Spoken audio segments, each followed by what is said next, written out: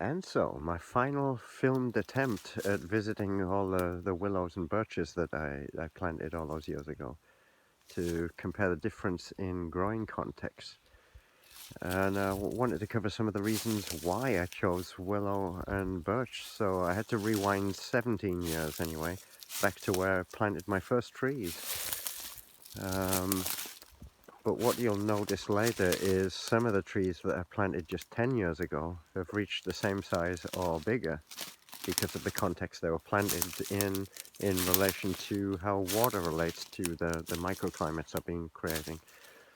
So yeah, as you can see around me, there's all kinds of hills, and in this little site by the road, we only had access to this piece of land in the beginning when we first bought the land. And so I was only studying earthships at the time and not really permaculture.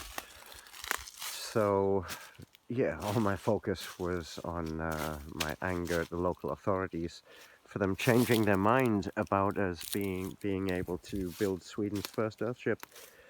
So I've got a ruin to take care of here because my protest was to dig 2 meters into the ground and build one anyway. And even though it was that close to the road, just meters away, people didn't even see what I was doing.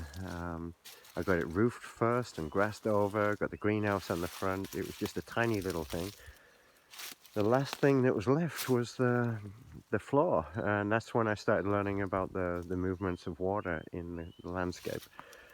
And it caused me to come to a total standstill. But embarrassingly, there's a bit of a earthship ruin to clean up in that hole behind me still. Really hard to pick it apart afterwards. It was built solid.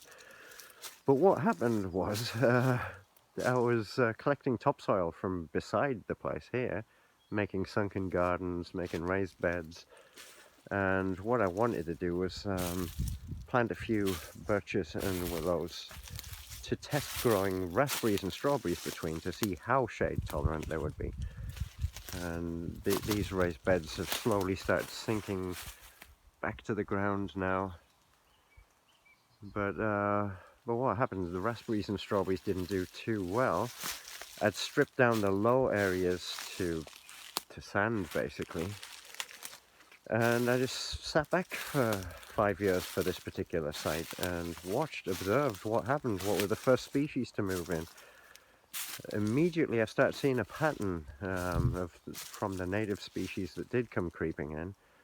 And I didn't realize till years later, till my permaculture education, that there was such thing as ecological succession, that every plant group, an insect group, and microbiological group has its time and place in an order of repairing a fully operational, optimal health ecosystem or community.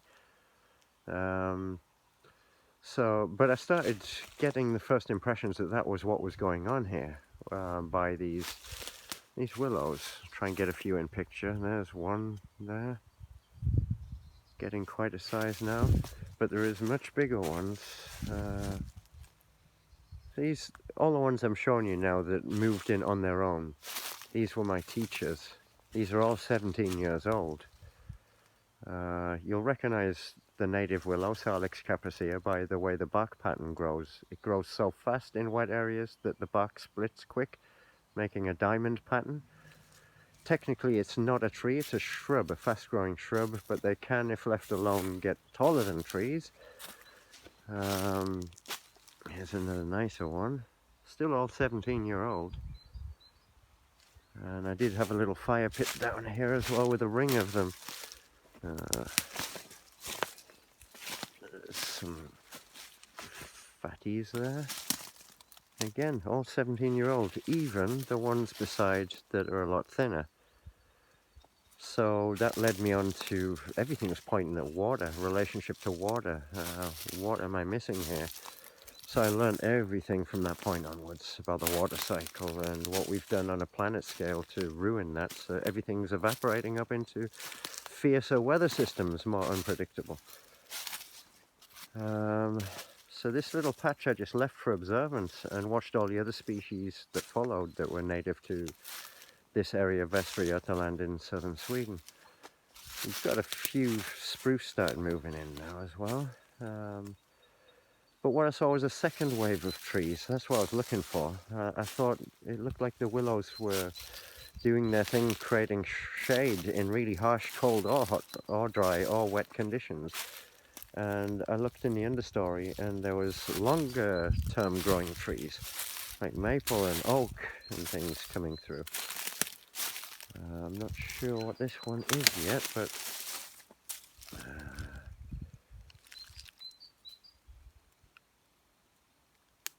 actually looks like an elder, but yeah, I think that's an elder now that's moved in. But some of these others are maples. They grow well in full shade. The conditions that I thought the raspberries and strawberries were going to do well in. And they eventually take over. They break through the canopy. There's no leaves on yet, but the canopy's up there now. But the taller trees do break through the canopy in like 10, 15 years.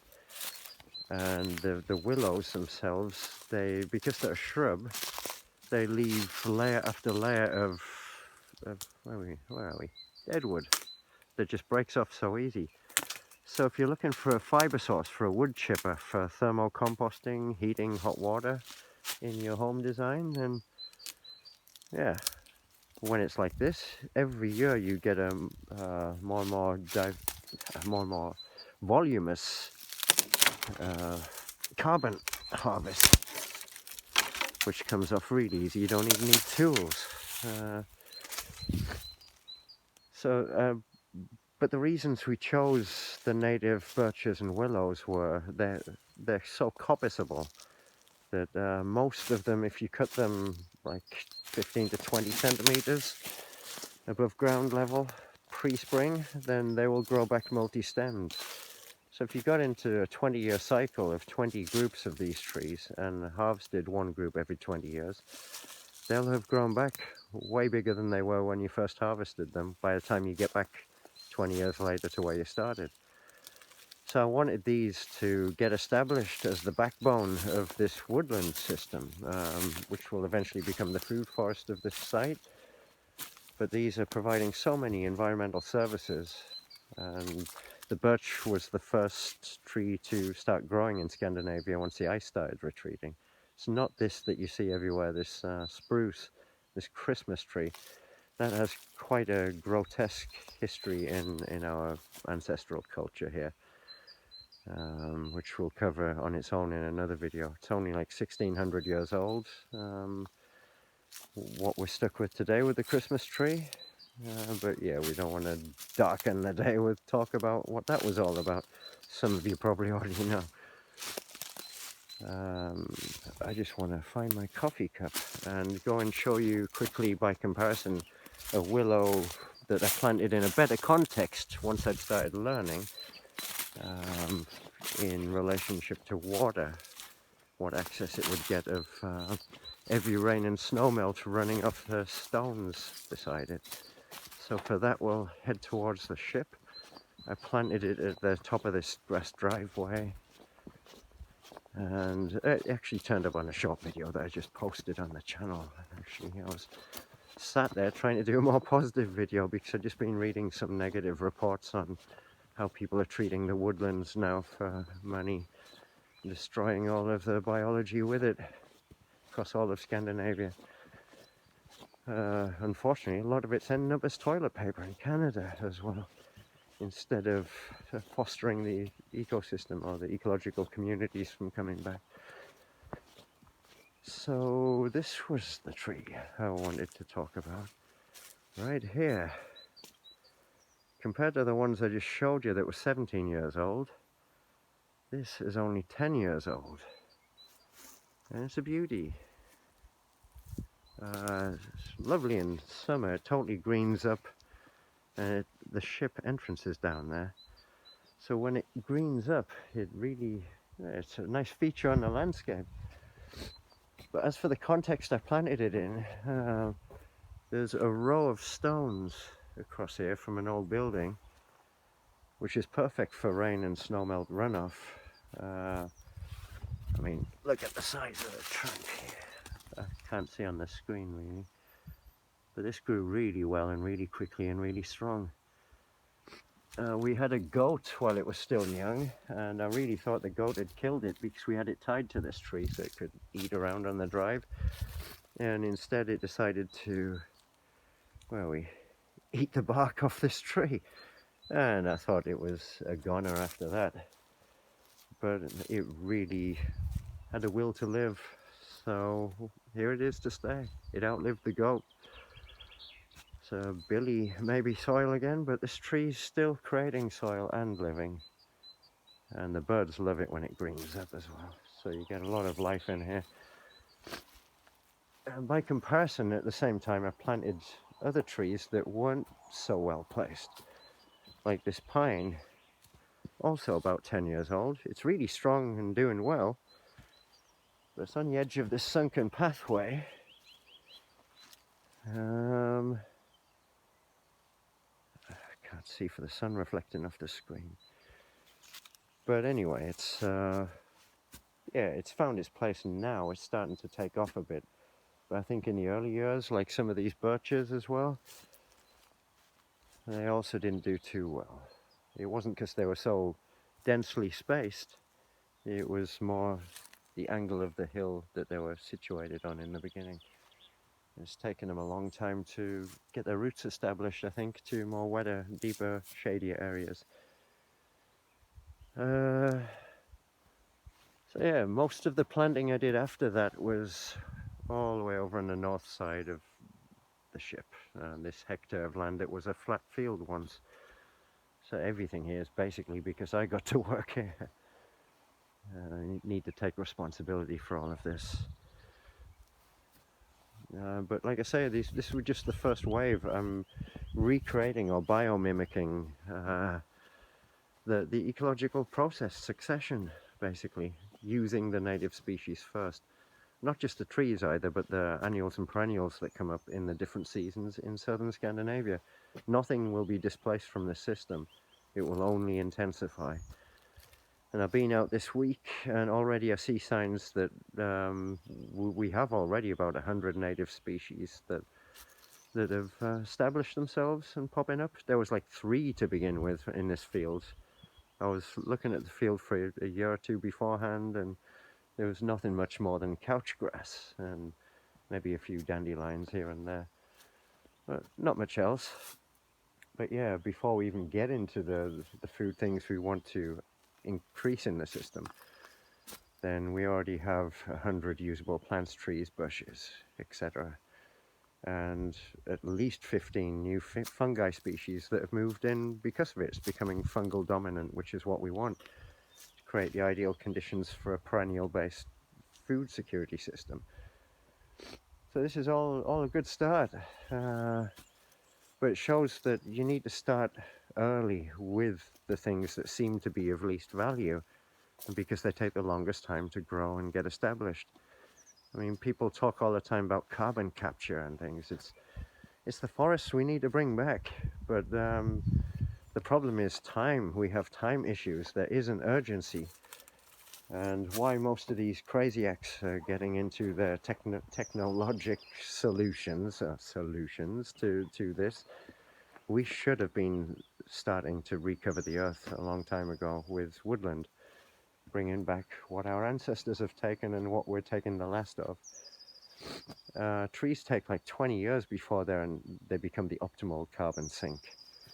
So people need to keep that in mind. I'm glad I put in about 5,000 trees over 10 years ago here. I've just put in another 200 spruces at the edges for my granddaughter's generation for extra backup firewood. It doesn't grow back, you can't coppice it, but it's the ideal building timber, fast-growing building timber, which is why Scandinavia exports so much of it and has gone over to monoculture. But it wasn't the native tree species for Västra 1,000 years at war and warships and maintaining the most powerful warships in the world has taken its toll and taken all our oak forests that were the indigenous species here when everything was full of life and abundance. So we're going to do our bit to put back some of those as well. We already discovered around 100 baby oaks where the storms felled our spruce this year on our little hill there. So yeah, we're attacking this from all sides now, but mainly for trees, for well, not primarily edible, but trees for other purposes. Then we're looking at solitary trees or pairs of trees now, the different species that need to go in here between the birches and willows, mainly on the north side, so we don't shade the sun from the main growing area south of the ship or the ship's systems. So they'll be coming high up on the priority list, like black walnut, sugar maple, things like that. We're looking at other climate analogues that match ours from around the world in altitude and climate, temperature, things like that, to find, find the most cold hardy, season hardy species that will continue to thrive year after year here. Got a bit of a cold from our latest helper here. I don't think there's anything more serious than snottiness. But anyway, before I start coughing and spluttering, I'll end this here. I just wanted to say a word about my dear willows that have, even when I was off site for 4 years, and they kept going without me. I'm happy I did that, and the birds are happy, and the insects are happy, and we're on our way. This is our microcosm of the regeneration, so please stay tuned, and a lot more details will be coming soon about all of this. But don't forget to become a member of the more detailed video diary that we've started on Patreon, patreon.com/medicineways, our organization, the Medicine Ways Cooperative. You could really help support the conclusion of the ship and the establishment of this full food forest, which will act as a species cradle then for conservation and regeneration through cuttings and seed in future. I know I'll keep saying it a lot in other videos, but that's the main long-term work we want to get into, other than earthship building and training and education. So yeah, finally got out what I wanted to say. The question is, did the audio pick it up on the phone? I hope you all have a good day out there anyway, but this is the last attempt at making this video for me. I really need to get back to the last 2 weeks cement mixing for the earthship floors. So goodbye from the birds as well. Sounding very happy and relaxed up there. Yep, bye for now.